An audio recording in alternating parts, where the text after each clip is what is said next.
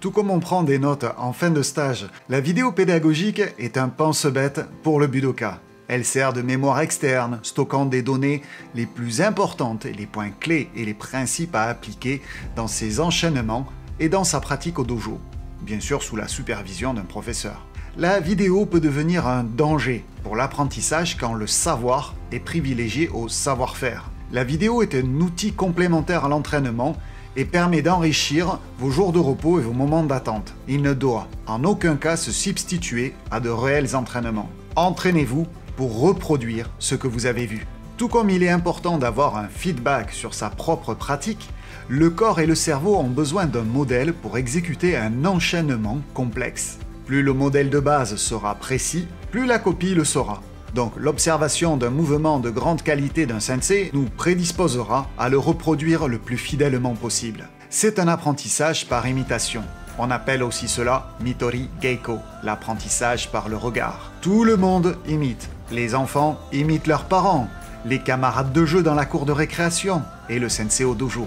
On imite naturellement, depuis toujours, souvent sans y prêter attention. La théorie de l'apprentissage social de Bandura dit que l'apprentissage par observation, par imitation, est une procédure couramment utilisée par l'entraîneur comme par l'enseignant d'éducation physique pour l'acquisition d'habiletés sportives. Je réalise depuis près de 2 décennies des vidéos pédagogiques d'arts martiaux, avec de très grands experts, sensei et maîtres dans diverses disciplines. Je passe des heures à les regarder à travers l'objectif de ma caméra pour capturer le bon moment, la bonne technique qui mélange timing, précision, verticalité, sensation.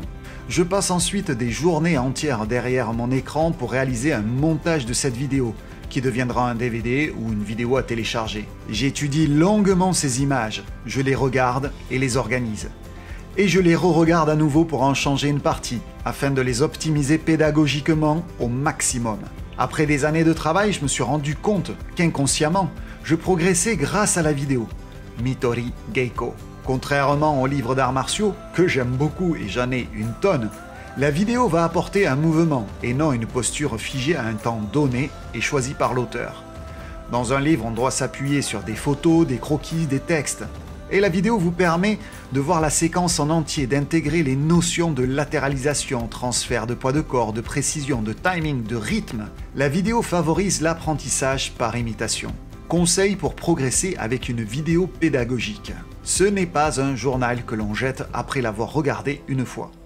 C'est plus un lexique, un dictionnaire dans lequel on va piocher des informations bien précises, des données que l'on ne retrouve pas ailleurs. On cherche des réponses qui nous aideront à progresser au dojo. En partant de ce fait, il ne faut pas consommer comme un film.